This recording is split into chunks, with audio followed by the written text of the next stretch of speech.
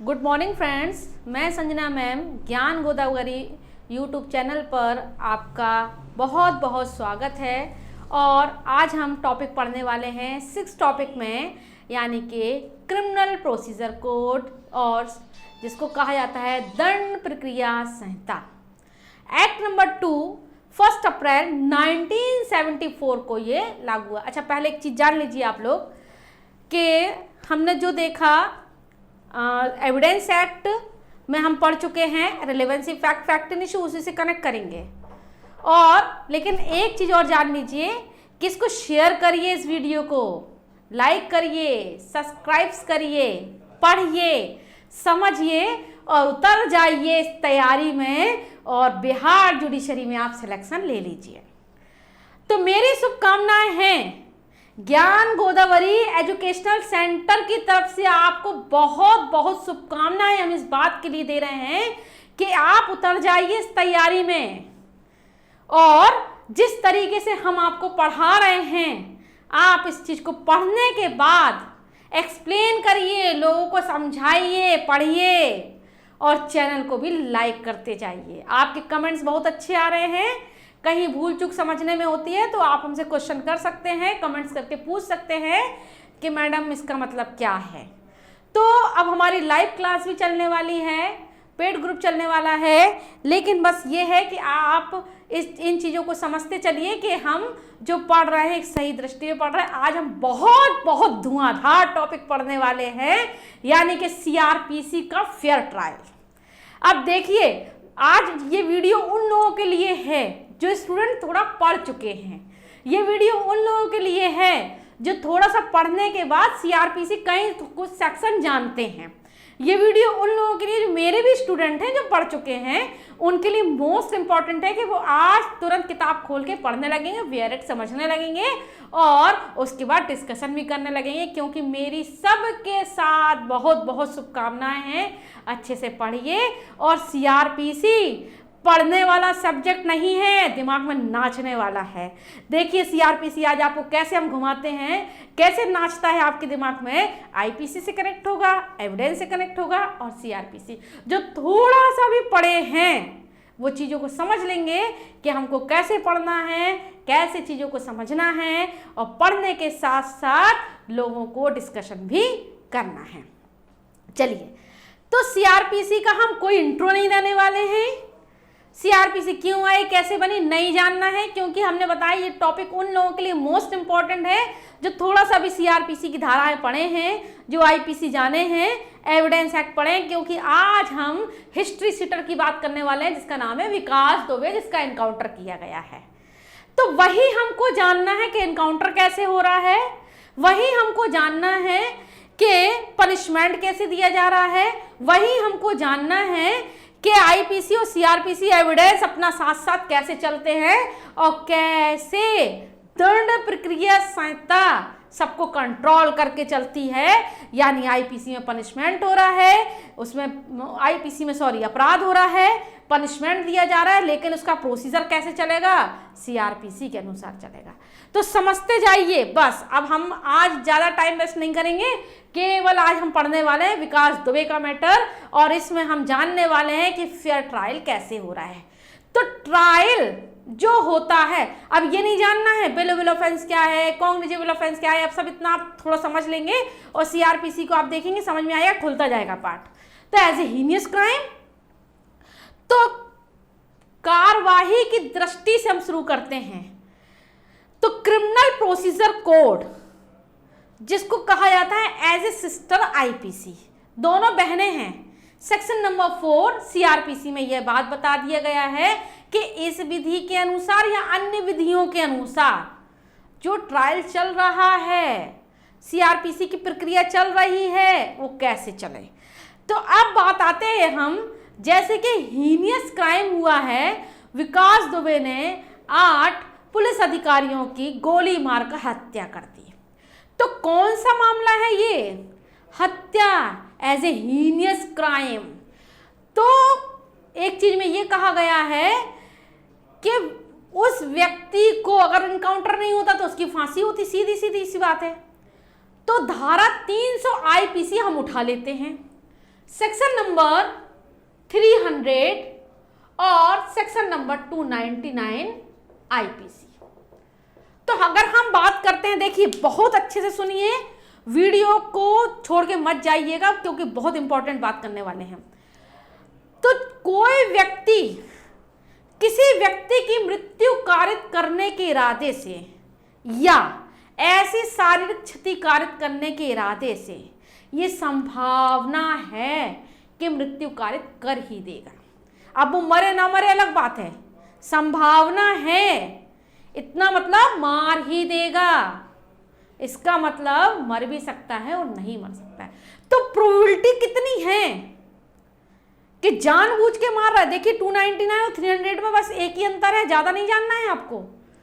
तो एक है संभावना मार रहा है, एक है अधिसंभावना मार रहा है। अगर संभावना है मर जाता है, इसका मतलब 299 और 300 में आप देख लीजिए स्पष्टीकरण नंबर 4 लगा हुआ है जिसमें संभावना नहीं दिया है, अधिसंभावना दिया है, अधिसंभावना दिया है। तो एक होता है प्रोबेबिलिटी कितनी है कि मार दिया जाए और दूसरी प्रोबेबिलिटी कितनी है कि मर ही जाएगा। यानी कि अगर हम किसी को एक मुक्का मारते हैं तो मरेगा तो नहीं, लेकिन अगर वो दिमाग से, ब्रेन से अपने कमजोर है तो मर भी सकता है। तो यहां पर चोट का प्रश्न बनता है, जो आर बनाम गोविंदा के केस से आया था, दोनों में डिफरेंस कर दिया था कि क्या मरेगा और क्या नहीं मरेगा। तो संभावना कितनी प्रबल थी कि मर सकता है। अब सामने से कोई शूट करेगा, गोली मारेगा तो निश्चित मरेगा ही। तो जहां पर गोली मार रहा है इसका मतलब मरेगा ही। तो संभावना नहीं होना चाहिए, प्रोबेबिलिटी इतनी होनी चाहिए कि वो व्यक्ति गोली मार रहा है तो मर जाए। तो जब एनकाउंटर किया जाता है तो सबसे पहले हवाई फायर किया जाता है, किसी व्यक्ति को डायरेक्ट गोली नहीं मारी जाती है। और उसके साथ हवाई फायर करने के बाद उसके पैर में गोली मारी जाती है जिससे कि अभियुक्त भाग ना पाए।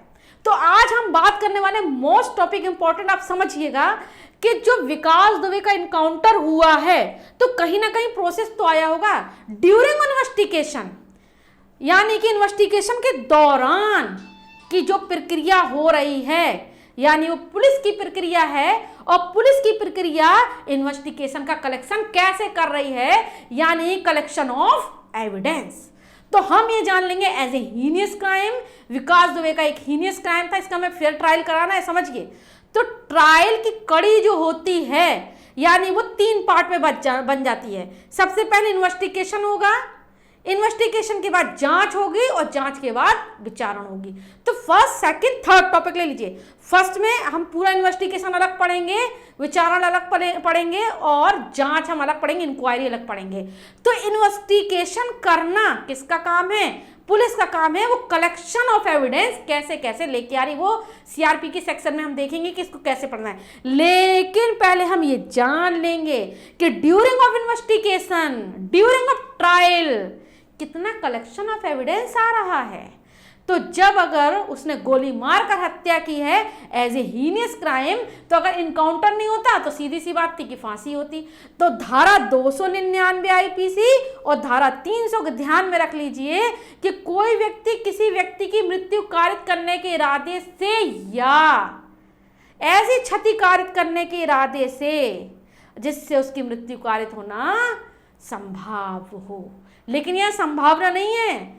धारा 300 के स्पष्टीकरण 4 में आप देखेंगे सीधा सीधा लिखा है संभावना ही नहीं होनी चाहिए, इतनी अधिक संभावना प्रोबेबिलिटी होनी चाहिए जिससे मृत्यु कारित हो जाए। तो बस एक एक लाइन में समझिए। तो जो एनकाउंटर किया गया है अगर वो नहीं होता तो सबसे पहले क्या होता है कि पुलिस की कार्रवाई की दृष्टि से 2 चीजें आती हैं, एक होता है एफआईआर, दूसरा होता है परिवाद। यानी कि अगर हम देखें तो कंप्लेंट दाखिल की जाएगी या एफआईआर लिखी जाएगी सेक्शन नंबर 154 और सेक्शन नंबर 2D सीआरपीसी। तो अगर देखें 154 चैप्टर नंबर आप देख लीजिएगा 12th चैप्टर नंबर 12 में, जिसमें दिया है कि पुलिस इन्वेस्टिगेशन से पहले एफआईआर का जो रूप होता है तो एफआईआर लिखी जाएगी और बिना वारंट के पुलिस को पावर मिल जाती है संज्ञेय अपराध में गिरफ्तारी करने की कि कैसे व्यक्ति को अरेस्ट करके लाया जाए।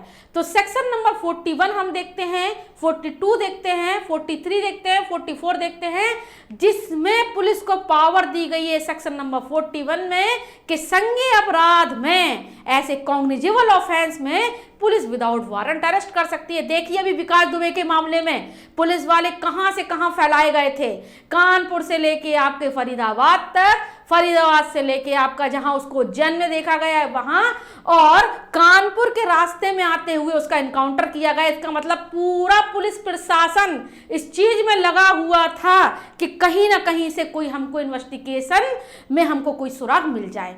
तो पुलिस का काम होता है, नो डाउट इस बात के लिए कि ड्यूरिंग इन्वेस्टिगेशन के दौरान कहां कहां से एविडेंस मिले तो वो वहां से उसको ले लेगा। अभी हम लोग जो पढ़ के आए हैं एविडेंस, तो देख लिए उसके परिवार वाले, उसकी बहू, उसके बच्चे और उसके परिवार वालों से, माता पिता से, जो भी उसके सगे संबंधी जहां जहां थे, पुलिस ने सबसे पूछताछ की है कि क्या आप विकास दुबे को कैसे जानते हैं। तो कहने का मतलब है, देखिए हम सीआरपीसी से लेके कनेक्ट कर रहे हैं एविडेंस पे, तो पुलिस बुला के पूछ सकती है, तो सेक्शन नंबर 161 सीआरपीसी, और पुलिस बयान ले सकती है, महिलाओं से अलग बयान ले रही है, पूछ सकती है। तो ये काम किसका है? पुलिस का काम है, यानी कि कलेक्शन ऑफ एविडेंस। तो एक होता है संज्ञेय अपराध जिसको कहा जाता है cognizable offence as a heinous crime. तो उस व्यक्ति ने जो हीनियस क्राइम किया है, सेक्शन नंबर 354 का क्लॉज नंबर 5 सीआरपीसी में आप देखेंगे सीधा सीधा लिखा है कि ऐसे हीनियस क्राइम वाले को जब तक फांसी पर लटका के रखा जाए, उसने जैसे डेथ सेंटेंस किया है, इसका मतलब उसको तब तक फांसी पर लटका के रखा जाए जब तक उसकी मृत्यु ना हो जाए। तो वारंट हम आगे टॉपिक में पढ़ेंगे, व्हाइट वारंट, ब्लैक वारंट कैसे कैसे इशू किए जा रहे हैं, लेकिन उससे पहले ये जान लेंगे हम कि एफआईआर और उसके बाद आता है 2D यानी कि कंप्लेन। अगर कोई भी मामला होता है तो या तो 154 में जाएगा या कंप्लेन में जाएगा, 2D में जाएगा। अब बात आती है कि यहां से बात आ जाती है एफआईआर होने के बाद या कंप्लेंट मजिस्ट्रेट के पास दाखिल होने के बाद सीधा सीधा प्रोसेस हो जाता है सेक्शन नंबर 157 यानी कि इन्वेस्टिगेशन। अगर 156(3) की कार्रवाई नहीं की जा रही है तो पुलिस क्या करेगी? इन्वेस्टिगेशन शुरू कर देगी, इन्वेस्टिगेशन के साथ साथ कलेक्शन ऑफ एविडेंस लेके आएगी। तो 157 में आप देखेंगे 157 में एक नीचे प्रोविजो भी लगा हुआ है कि पुलिस अधिकारी इन्वेस्टिगेशन करने से मना भी कर सकता है। लेकिन अगर हम फेयर ट्रायल की बात करें तो सबसे पहले अभी हम 4 बातें जानेंगे, आज समय थोड़ा सा कम है और हम इसको आगे प्रोसेस में रखेंगे, लेकिन आप इसको थोड़ा देखिएगा। तो कार्रवाई करने की दृष्टि से पुलिस के पास 2 आधार है। तो किसी भी व्यक्ति को जिसने अपराध किया है, हैज ए हीनियस क्राइम किया है, तो बच्चन सिंह बनाम पंजाब राज, तो ऐसे रेयरेस्ट से रेयरेस्ट मामले में व्यक्ति को मृत्युदंड दिया जाना चाहिए। तो व्यक्ति को मृत्युदंड एज ए हीनियस क्राइम में दिया जाना चाहिए। तो वहां इनकाउंटर किया गया है, कोई बड़ी बात नहीं है, नहीं होता तो फांसी होती, सीधी सी बात थी। लेकिन यहाँ पे हम सीधा फेयर ट्रायल देख रहे हैं कि अगर ऐसे मामलों में जहां संभावना नहीं, अधिक संभावना प्रबल हो जाती है, इसका मतलब वो 300 में आ जाता है, जिसका पनिशमेंट 302 में है।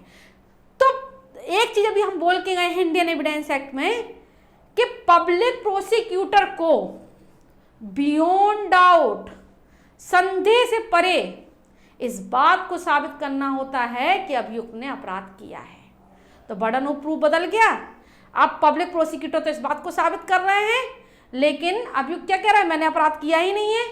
तो बर्डन ऑफ प्रूफ किस पर होता है? उस व्यक्ति पर होता है जो कोर्ट से निर्णय लेना चाहता है, यानी कि section number 102 Indian evidence act.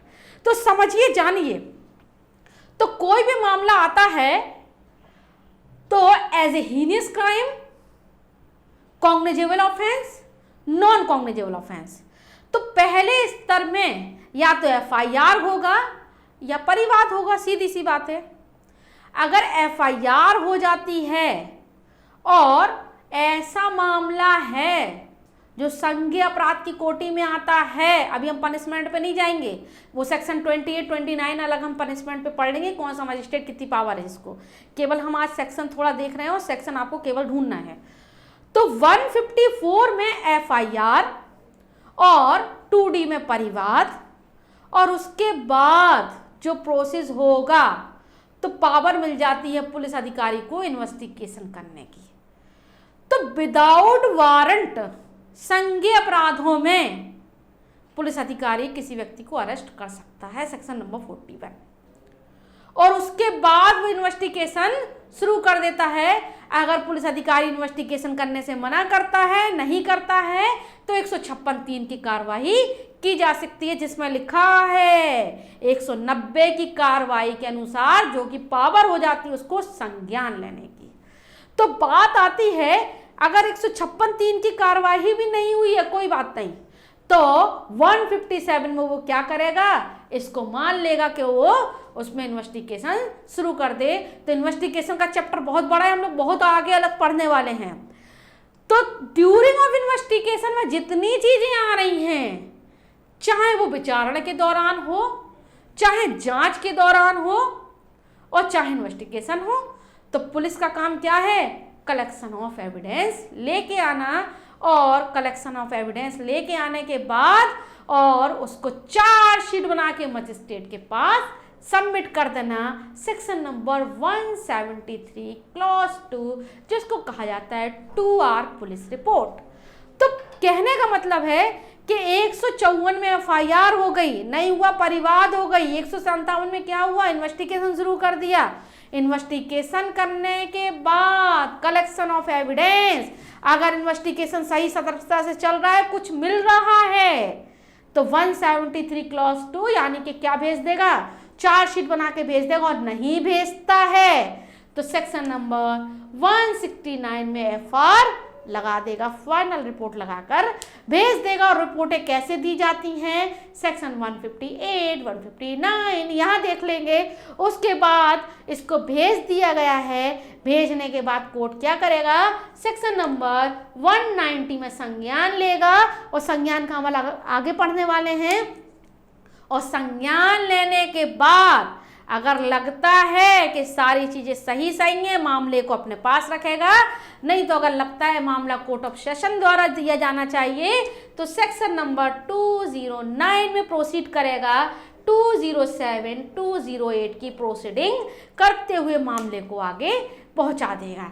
अब मामले को पहुंचाना ही नहीं है, ट्रायल भी तो कराना है, तो उसके बाद एक लिखित रूप में चार्ज फ्रेम किया जाएगा, सेक्शन नंबर 211 चैप्टर नंबर 17।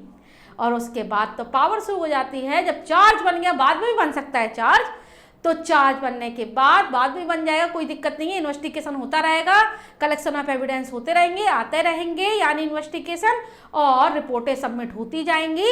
और उसके बाद चार्ज फ्रेम होने के बाद दो ही बात आती है, या तो इक्विटल किया जाए या उसको दोष सिद्धि की जाए या दोष मुक्ति। After framing of charge, acquittal and conviction, और बिफोर चार्ज यानी चार्ज बनाने से पहले उसको डिस्चार्ज भी किया जा सकता है। आज आपको सेक्शन देखना है, section number 2D, section number 154, section number 157, 158, 159, 190 और 172 का क्लॉज 3। इतना आपको पढ़ना है, समझना है, और मेरी शुभकामनाएं हैं आप लोग बहुत जल्दी से तैयारी करके अच्छा सा सिलेक्शन लें, अच्छे से पढ़ें, और CRPC को दिमाग में घुमाइए। आज जैसे कुकर में सीटी बजती है ना, सी करके, ऐसे दिमाग में आपके बजना चाहिए कि सीटी बज रही है तो खाना बनेगा कि नहीं बनेगा। तो ऐसे ही आपको होना चाहिए। विकास दुबे का एक मामला रनिंग में ले लीजिएगा, कल इसको हम देखेंगे कि इन्वेस्टिगेशन कैसे किया जा रहा है, इनकाउंटर कैसे किया जा रहा है, हवा में गोली चलाई जा रही है, पैर पे गोली चलाई जा रही है, व्यक्ति को मारा जा रहा है। तो आज बस इतना ही सही। इस YouTube चैनल के माध्यम से आपको बहुत अच्छी अच्छी जानकारी मिल रही है। शेयर कीजिए, लाइक कीजिए, बढ़ाइए आगे को, सबको पढ़ाइए, खुद भी पढ़िए और इसको लाइक करते हुए आप लोगों को पहुंचाते हुए इस वीडियो के साथ आप लोग जो है हमारे साथ बने रहिए सेम ट्रांजैक्शन में, जिसकी आगे कड़ी हमारी चलती रहे। Thank you.